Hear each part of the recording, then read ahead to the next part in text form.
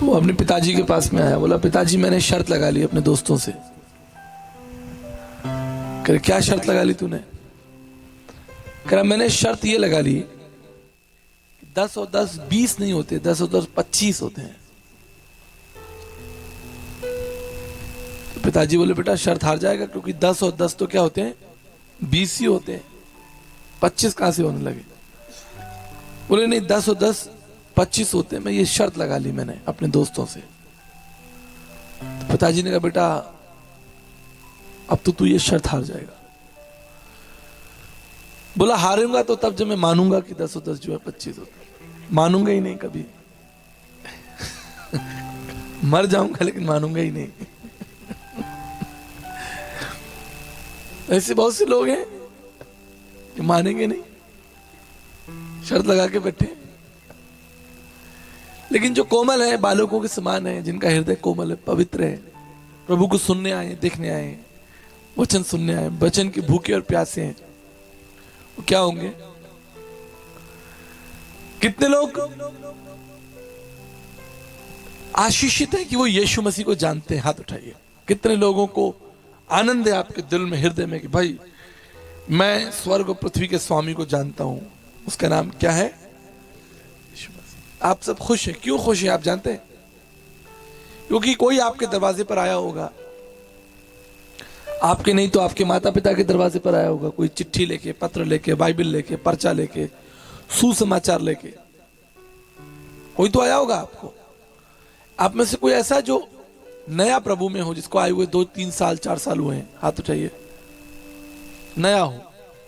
एक भाई है बस, पूरी भीड़ में एक ही भाई है जिसको 1 साल हुआ हो प्रभु में आए हुए, 2 साल हुआ हो, 3 साल हुआ।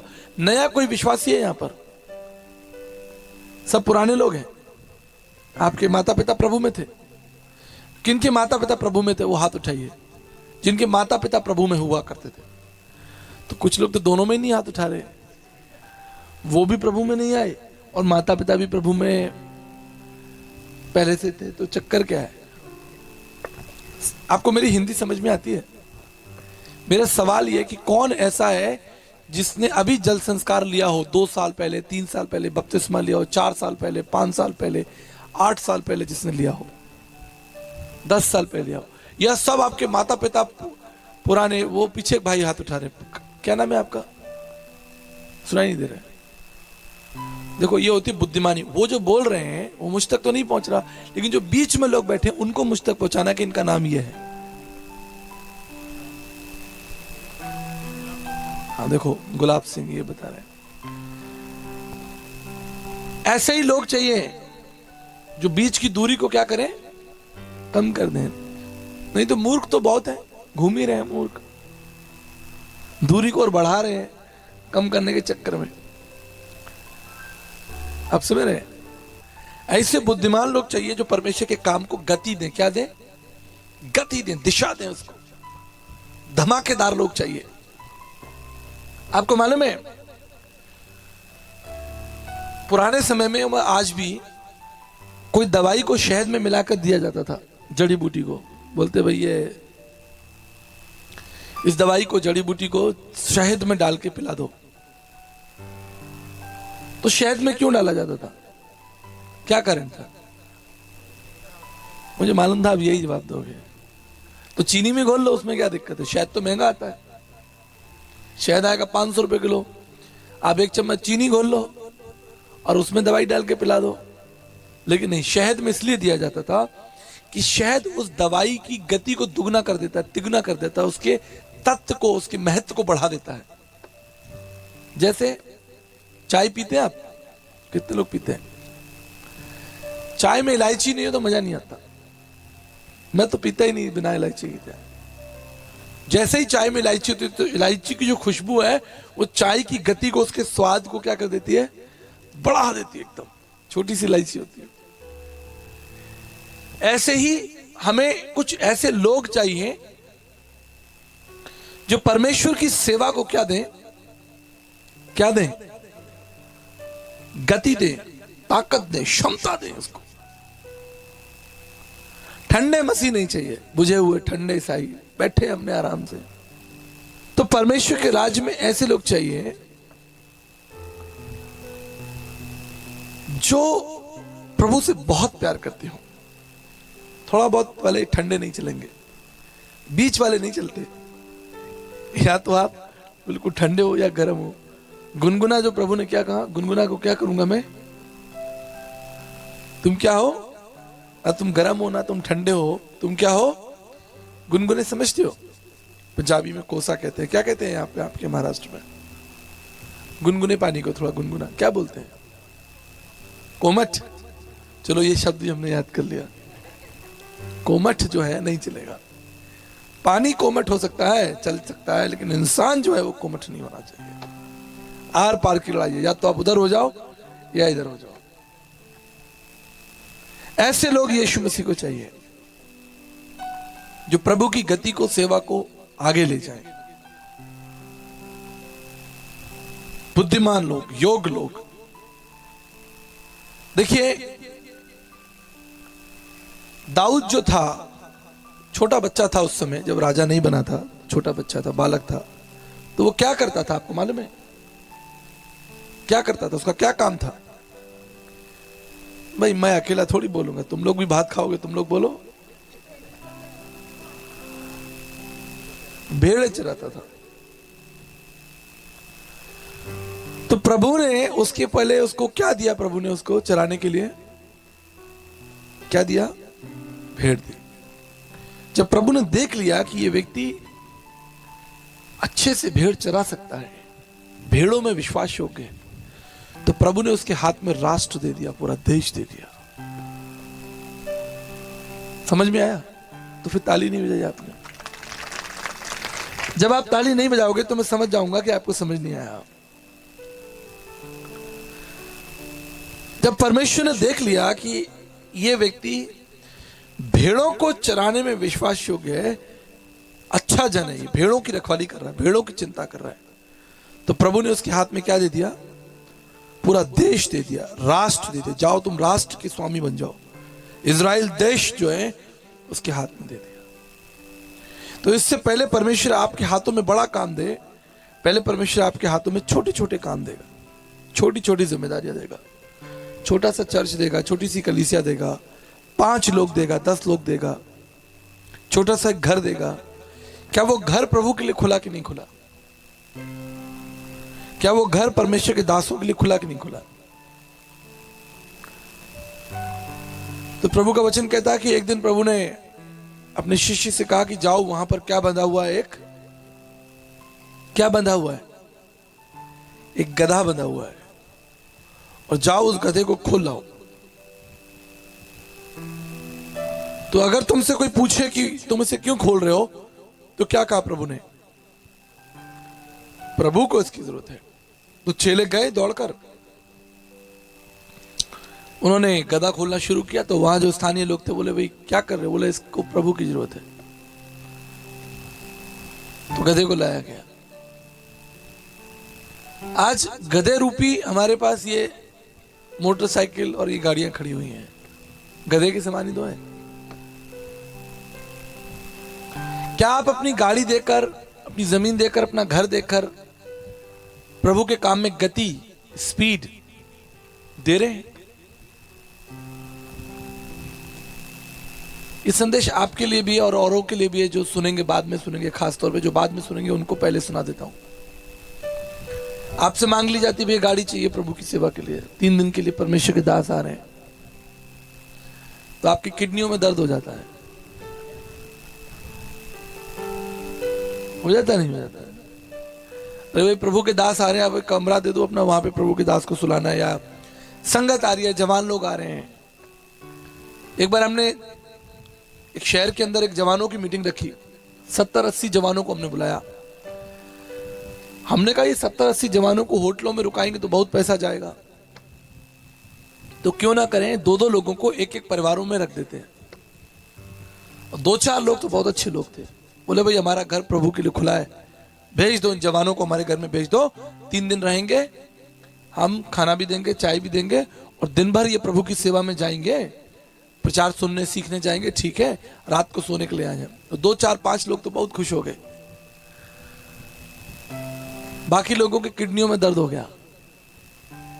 बोले भैया हमारे घर में मेहमान है, हमारा घर छोटा है, अरे भैया हम कर नहीं पाएंगे, हमको सवेरे ऑफिस जाना है। और वो लोग कहाँ की तैयारी कर रहे हैं? स्वर्ग जाने की तैयारी कर रहे हैं। कहाँ जाने की तैयारी कर रहे हैं? जो अपना कमरा नहीं दे सकते वो परमेश्वर के स्वर्ग में जाकर रहेंगे। क्या करेंगे वहां जाके? हाँ? वहां भी जमीन घेर लेंगे, बोलेंगे मेरा ये तेरा है। ये सब नहीं चाहिए लोगों को। परमेश्वर के ऐसे लोग चाहिए जो अपना सब कुछ परमेश्वर के लिए देने के लिए। हमने अपनी पूरी जवानी दे दी। सोचो मैं 17-18 साल का था तब से मैं प्रचार कर रहा हूं।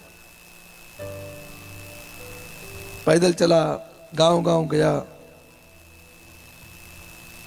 अच्छी जगह भी गया तो ऐसे खेतों में और ऐसी जगहों पर भी मैं आया। परमेश्वर को ऐसे लोग चाहिए जो किसी भी बात की चिंता ना करें, परमेश्वर के राज्य की उन्नति के बारे में सोचते रहें और अपने बारे में ना सोचें।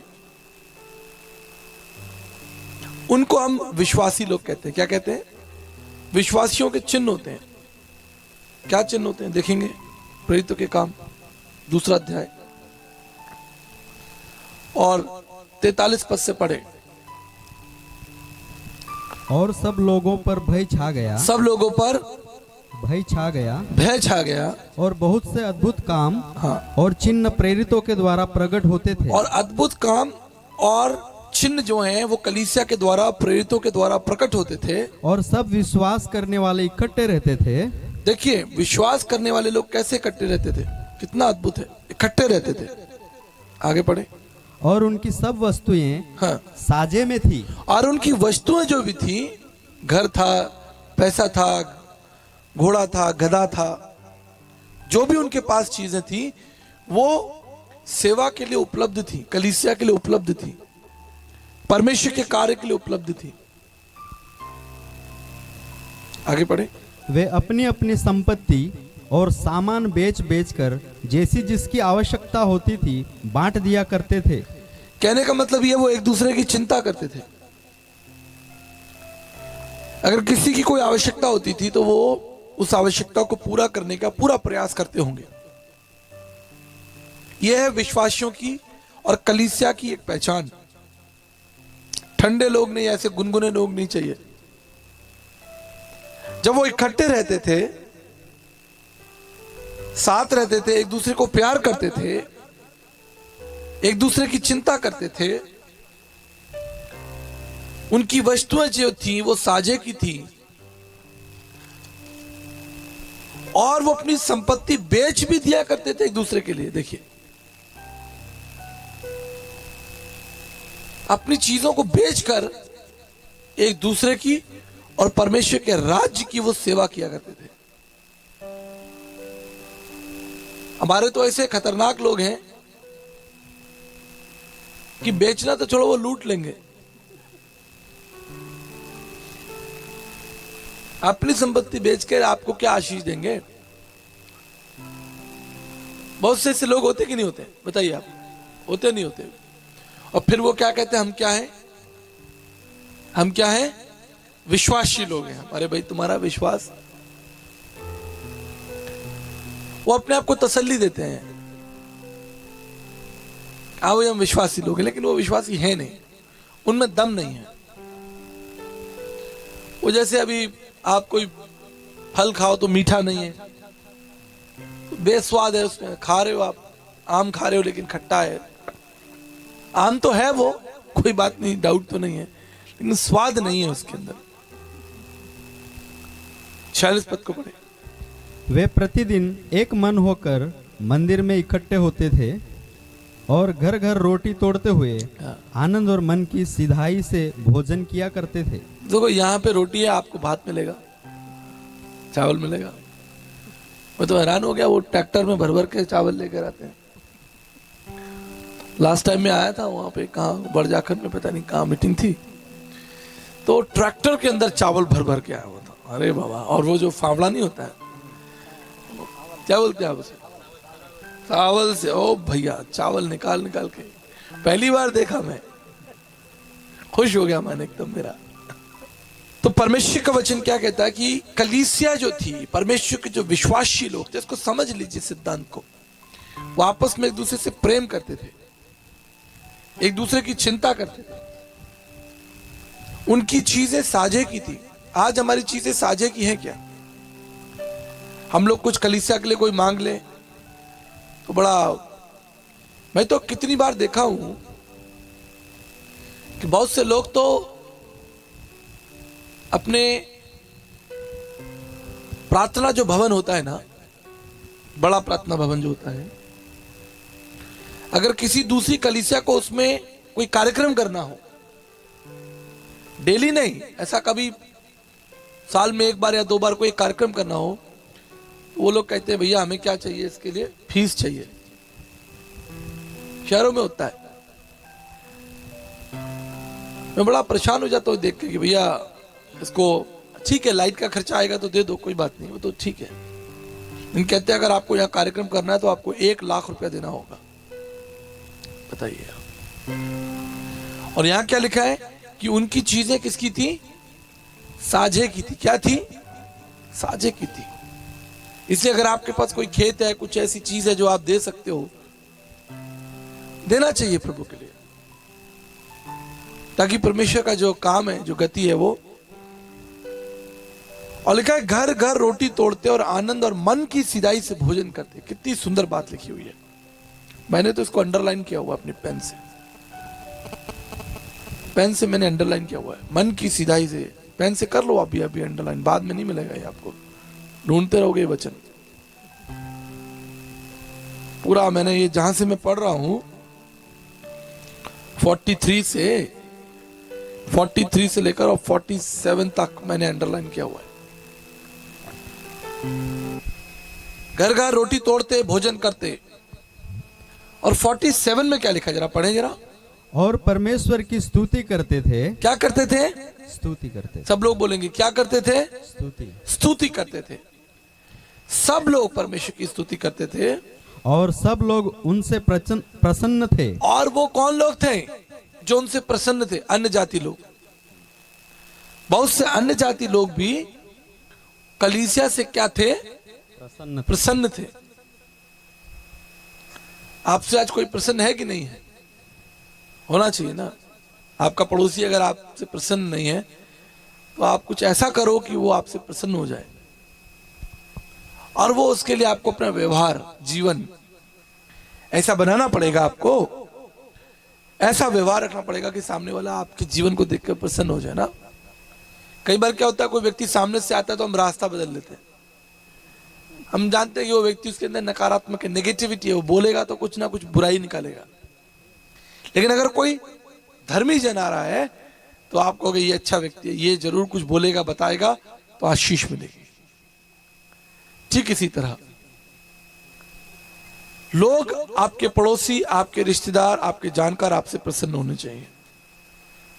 और लास्ट में बहुत अच्छी बात लिखी है जो बहुत इंपॉर्टेंट है। क्या लिखा है? और जो उद्धार पाते थे उनको प्रभु प्रतिदिन उनमें मिला देता था। प्रभु प्रतिदिन कलीसिया को बढ़ाता था।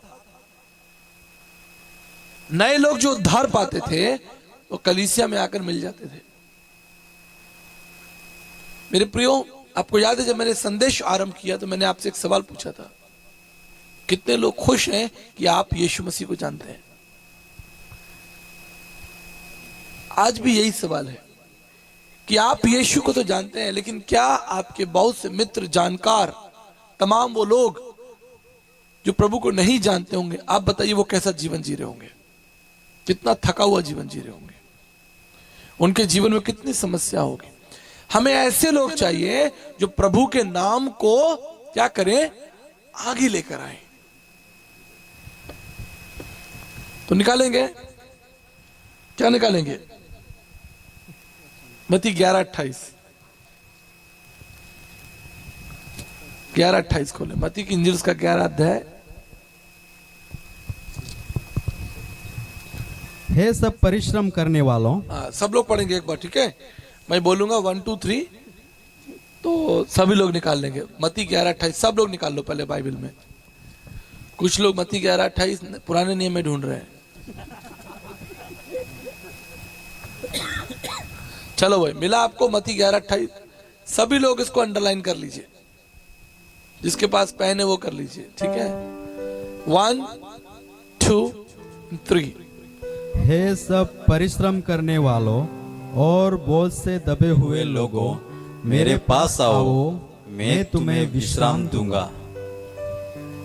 ये कौन कह रहा है? यीशु मसीह। यीशु मसीह कह रहा है। किससे, किसके लिए कह रहा है? बोलिए जी, किसके लिए कह रहा है प्रभु यीशु? थके हुए लोगों के लिए। किसके लिए कह रहा है? थके हुए लोगों के लिए। थके हुए लोगों को वो क्या देगा? आप लोग बोलते नहीं है। विश्राम दे। इनको सिर्फ भांति भात देना, दाल मत देना। देखते हैं कैसे खाएंगे। अगर तुम नहीं बोलोगे तो दाल नहीं मिलेगी। ये संदेश किसने दिया? किसने बुलाया है? बुलाया किसने? यीशु मसीह। यीशु मसीह ने। किसको बुलाया है? लोगों, थके हुए लोगों को। किसको बुलाया है? थके हुए लोग। क्या देगा? विश्राम। क्या देगा? विश्राम। विश्राम। ये याद रखना है आपको। जिसने बुलाया, किसको बुलाया? थके हुए लोगों। क्या देगा? विश्राम। ये 3 बातें याद रखनी, लास्ट में पूछूंगा। आज संसार वास्तव में थका हुआ है। ये थकान शारीरिक नहीं है, जो आप शारीरिक परिश्रम करने के बाद थोड़ा थक जाते हो, वो नहीं है। वो तो इंसान का स्वरूप ही ऐसा है कि वो परिश्रम करेगा तो थोड़ा थक जाएगा। प्रभु ने रात बनाई, आराम करेगा, फिर तैयार हो जाएगा। पर जिस थकान की बात प्रभु कर रहे हैं वो शारीरिक नहीं है, वो आत्मिक थकान है। निराशा और चिंता है, संसार की तकलीफें हैं, चुनौतियां हैं। ये धूप से जलने वाली बात नहीं है, ये चिंताओं से जलने वाली बात है। ये पैदल चलकर थकने वाली बात नहीं है, ये आत्मा में थकान की बात हो रही है। बहुत से ऐसे लोग हैं जो अपने जीवन से निराश हो गए, थक गए। उन्हें कोई रास्ता नजर नहीं आ रहा कि हम जाएं कहां, हम क्या करें, क्या करना, क्या सही क्या कौन बताएगा। कुछ सही दिख ही नहीं रहा, हर तरफ समस्या ही समस्या है। तो प्रभु ने ऐसे लोगों से कहा है, निमंत्रण दिया है कि तुम मेरे पास आओ, मैं तुमको विश्राम दूंगा। आप में से कितने लोगों ने यीशु मसीह में विश्राम पाया, शांति पाई? हाथ उठाइए। अनंत जीवन पाया, विश्राम पाया, शांति पाया। अगर आपने पाया है तो आपकी जिम्मेदारी क्या है? बोलिए, आपकी जिम्मेदारी क्या है? अगर आपने विश्राम पा लिया, शांति पा लिया, किसी व्यक्ति को दवाई मिल गई, कोई कैंसर की दवाई मिल गई, टीबी की दवाई मिल गई, कोई बीमारी की दवाई उसको मिल गई, पता चल गया कि ये जड़ी बूटी के अंदर ये ताकत है, क्षमता है, तो वो क्या करना चाहिए? उसको दूसरों को बता देना चाहिए। और अगर वो दूसरों को नहीं बताता, वो ज्ञान तो उसके पास है लेकिन नहीं बताता, तो वो अच्छा काम कर रहा है। बहुतों के लिए मृत्यु और पीड़ा का कारण है। देख रहा है वो कितने लोग थके हुए हैं, कितने लोग दुखी है, लेकिन उसके पास ताकत है, वो चाबी है, लेकिन नहीं बता रहा। आप में से कोई ऐसा है? ऐसा कोई भी नहीं होगा। मुझे लगता है आप सब लोग अच्छे लोग हैं। सब अच्छे लोग हैं, सब जाते हैं, लोगों को प्रभु के बारे में बताते हैं। 95%। कितने प्रतिशत? बोलो मेरे साथ, कितने प्रतिशत? अब तुम्हारी दाल भी चली, चावल भी चला जाएगा तुम्हारा, भूखे ही जाना यहां से। कितने प्रतिशत? 95% लोग जो यीशु मसीह को जानते हैं, वो दूसरों को कभी यीशु मसीह के बारे में नहीं बताते। केवल 5% लोग हैं, पूरी दुनिया में केवल 5% लोग हैं जो सुसमाचार का प्रचार करते हैं। बाकी 95% लोग ठंडे हैं, बैठे आराम से धूप में सेक रहे हैं, गरम रोटी खाते हैं, घी लगा के सो जाते हैं, आराम कर रहे हैं। 95%। सच बता रहा हूं मैं आपको, दावे से कहता हूं, अगर आपकी कलीसिया के अंदर 100 लोग हैं, मान लीजिए कोई कलीसिया, उसमें 100 लोग हैं, कितने लोग हैं? तो केवल 5 लोग ऐसे होंगे उस कलीसिया के अंदर जिनके अंदर सुसमाचार को सुनाने की भूख और प्यास होगी, और जो दूसरों को प्रभु के बारे में पकड़ पकड़ कर उनको रोक रोक कर कहेंगे भैया 2 लाख 5 मिनट दो, मैं आपको जीवन की बात बताता हूं। केवल 5%। अगर 1000 लोग आपकी कलीसिया में आते हैं तो कितने लोग प्रभु का वचन सुनाते हैं? अगर 1000 लोग हैं तो जिसकी मैथ अच्छी है, गणित किसकी अच्छी है? 50 लोग, सिर्फ 50 लोग ऐसे होंगे जो बड़े शूरवीर होंगे, जो दूसरों को प्रभु के बारे में बताकर ही दम लेंगे। मेरे एक जानकार मित्र हैं, वो कहते हैं कि मैं अगर दिन भर किसी को सुसमाचार नहीं सुनाया तो मैं रात को रोटी नहीं खाता। ये उनका फैसला है, उन्होंने निर्णय लिया है कि मैं अगर दिन भर सुसमाचार किसी को नहीं सुनाऊंगा, नहीं सुनाया मैंने आज, तो मैं आज रात को सोते समय क्या नहीं करूंगा, रात का भोजन नहीं खाऊंगा। तो आप एक काम करना, आपसे तो ये नहीं होगा, मुझे मालूम है, तो आप थोड़ा छोटा वाला कर लेना को भाई मैं अगर दिन भर किसी को सुसमाचार नहीं सुनाया तो मैं रोटी पर घी नहीं लगाऊंगा, ऐसी सूखी खाऊंगा, ये दाल को फ्राई नहीं करूंगा, छोंकूंगा नहीं। इस संदेश का जो सारांश है उसको ध्यान से सुनिए और समझने की कोशिश कीजिए। इस पृथ्वी पर अगर आप सबसे महान अच्छा कार्य कुछ कर सकते हैं तो वो आप सुसमाचार सुना सकते हैं किसी एक व्यक्ति को। ताली नहीं बजाई, देखो, अगर आप ताली नहीं बजा सकते तो सुसमाचार क्या सुनाओगे? मैं अपने लिए थोड़ी बजवा रहा हूं, मैं तो आपसे आपको इनकरेज कर रहा हूं कि भाई आपको बात समझ में आई कि नहीं आई सुसमाचार सुनाने वाले।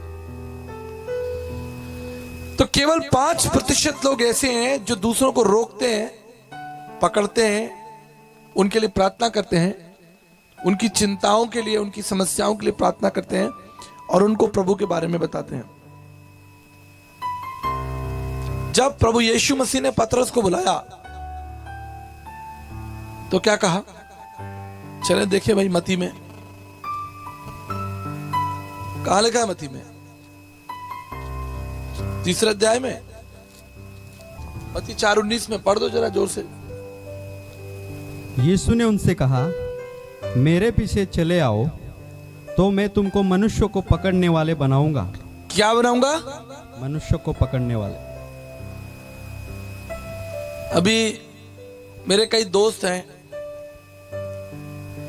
तो वो फेसबुक पर फोटो डालते हैं। आप लोग यूज करते हैं फेसबुक? कितने लोग यूज करते हैं फेसबुक? हाथ उठाओ। अच्छा, व्हाट्सएप, टेलीग्राम कितने लोग यूज करते हैं? हाथ उठाओ।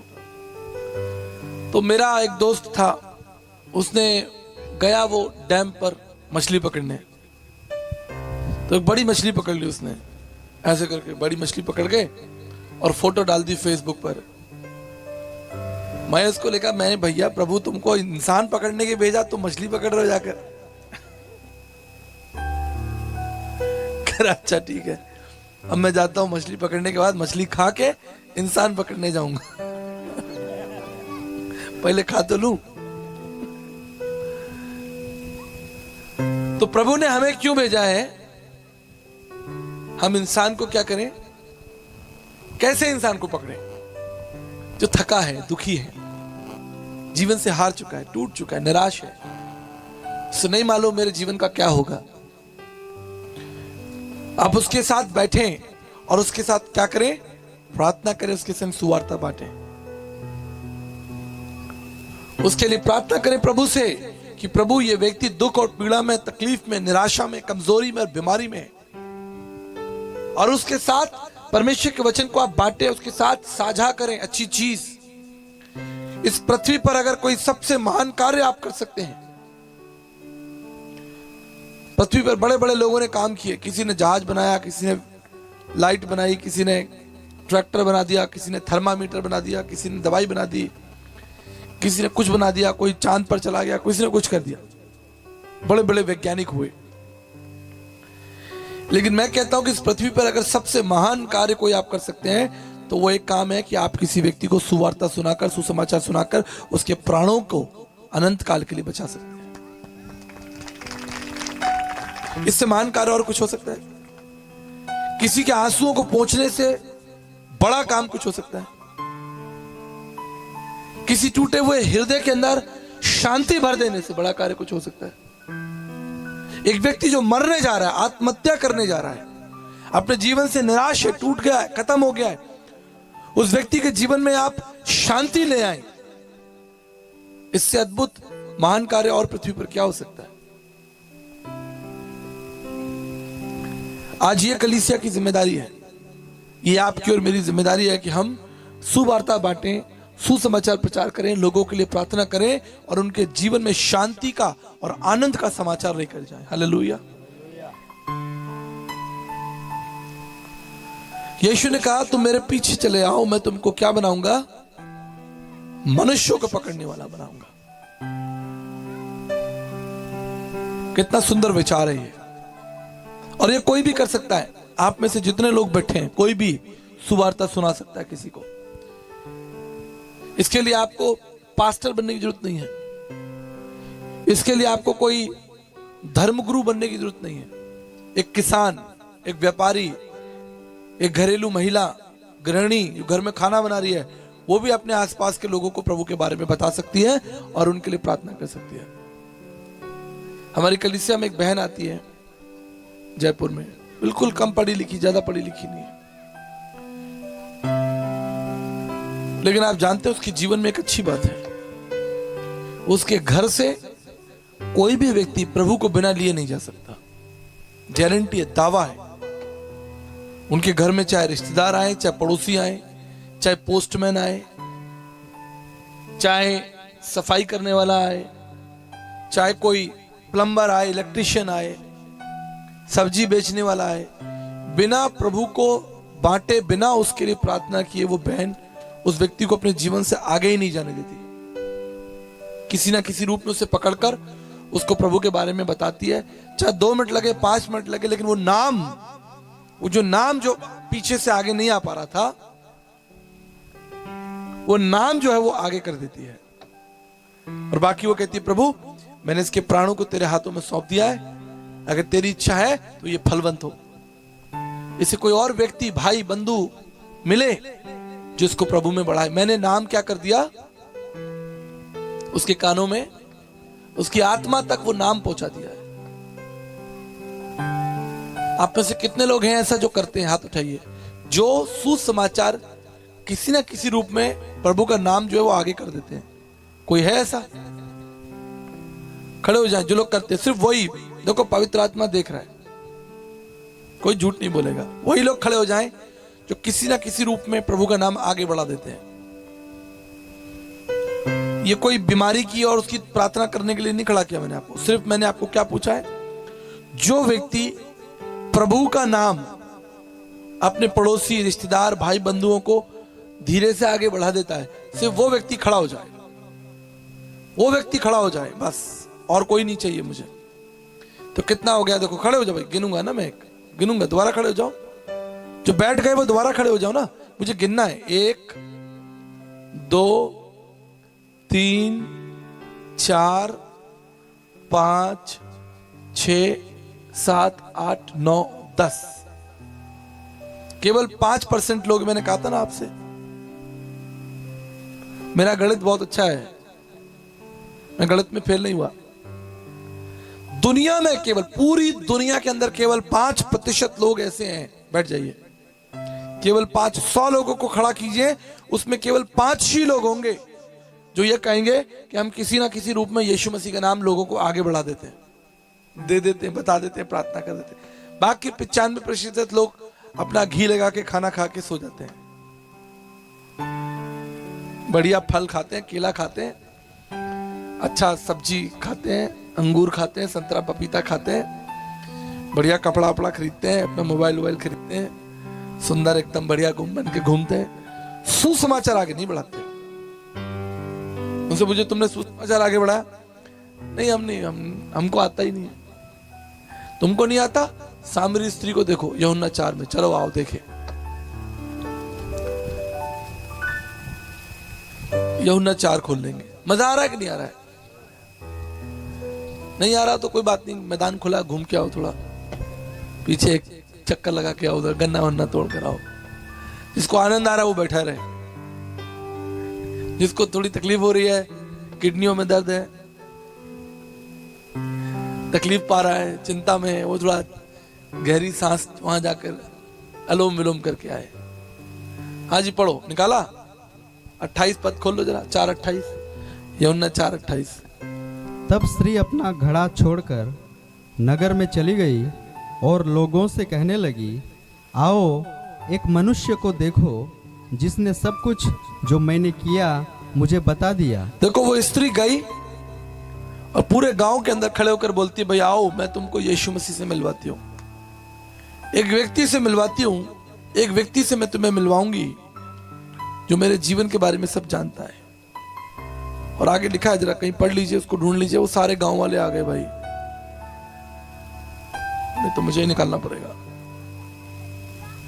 39।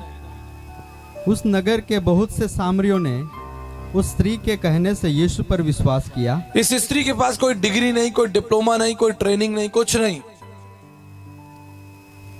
कोई डिग्री नहीं, कोई डिप्लोमा नहीं, कोई थियोलॉजी नहीं, कोई ज्ञान विज्ञान नहीं, कुछ नहीं, पता ही नहीं इसको कुछ। लेकिन बस इसने अच्छा काम किया, लोगों को इकट्ठा कर लिया। और क्या लिखा है आगे, लोग क्या कह रहे? 39 दोबारा पढ़ लीजिए। उस नगर के बहुत से सामरियों ने उस स्त्री के कहने से यीशु पर विश्वास किया। उस स्त्री के कहने से बहुत से लोगों ने यीशु मसीह पर क्या कर लिया? विश्वास कर लिया। क्या पा लिया? जीवन का मुकुट पा लिया। हालेलुया, जीवन का मुकुट पा लिया। एक स्त्री के द्वारा बहुत से लोगों ने जीवन का मुकुट पा लिया। मैं आपसे सवाल पूछता हूं, आपके द्वारा कितने लोगों ने जीवन का मुकुट पाया है? कोई है जिसने जीवन का मुकुट आपकी सेवा के द्वारा, आपकी गवाही के द्वारा, आपके प्रयास और मेहनत की वजह से किसी ने जीवन का मुकुट पाया हो? अगर है तो मैं इसको बधाई देता हूं, आपको धन्यवाद देता हूं आपके जीवन के लिए, प्रभु की महिमा करता हूं आपके जीवन के लिए। लेकिन अगर नहीं तो इस पर आप सोचना शुरू कीजिए, प्रार्थना करना शुरू कीजिए कि मैं अच्छा खा रहा हूं, खा रही हूं, पी रही हूं, घूम रही हूं, सब अच्छा चल रहा है, लेकिन मेरे जीवन से सुसमाचार नहीं प्रकट हो रहा, महान परमेश्वर की महान बातें प्रकट नहीं हो रही। आप समझ रहे मैं क्या कह रहा हूं? इस पृथ्वी पर अगर सबसे महान कार्य कुछ आप कर सकते हैं तो किसी व्यक्ति को आप जीवन का मुकुट दिला सकते हैं, प्रभु यीशु मसीह का नाम के द्वारा। और आप जानते हैं जब वो स्वर्ग जाएगा, परमेश्वर को देखेगा और आपको धन्यवाद देगा, कहेगा इस व्यक्ति ने, इस बहन ने, इस भाई ने, इसने मुझे प्रभु के बारे में बताया। मैं परमेश्वर का धन्यवाद करता हूं आप सब लोगों के लिए। यीशु मसीह ने अपने शिष्यों के लिए प्रार्थना की, मैं भी आपके लिए प्रार्थना करता हूं कि अपने जीवन काल में अंतिम श्वास तक एक काम करते रहिए, किसी ना किसी रीति से किसी ना किसी को बचा लीजिए, किसी ना किसी रीति से किसी ना किसी के लिए खड़े रहिए, प्रार्थना कीजिए, सुसमाचार की सेवा सुनाइए, जीतिए आत्माओं को। आप जानते बुद्धिमान कौन है? जो आत्माओं को जीतता है, वो व्यक्ति बुद्धिमान है।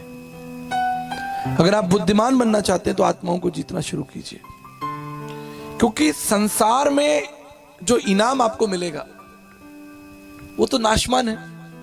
कोई प्रशंसा पत्र मिल जाता है ना, आपने देखा है प्रशंसा पत्र, जानते हैं, अवार्ड मिल जाता है, ये मिल जाता है, वो मिल जाता है, आप ले जाके उसे अपने घर में लगा देते हैं। वो सब आपके जाते ही, आप निकले नहीं कि आपके पीछे जो बच्चे हैं, खानदान है, वो उन्होंने उसको बंद करके बक्से में डाला नहीं। व्यक्ति गया, उसके साथ उसकी प्रशंसा भी गई, लेकिन एक मुकुट, एक प्रशंसा पत्र आपको प्रभु की ओर से मिलेगा। हे मेरे धन्य दास, मेरे सेवक, मेरी सेविका, मेरी बेटी, मेरे बेटे, तेरा इस अनंत के राज्य में क्या है? स्वागत है। हालेलुया। मेरी यही प्रार्थना आपके लिए कि आप एक अच्छे सुसमाचार प्रचारक हो। पुनरुत्थान की जो आशा आपके पास है, पुनरुत्थान की जो आशा आपके पास है, आपके द्वारा बहुतों तक पहुंचनी चाहिए।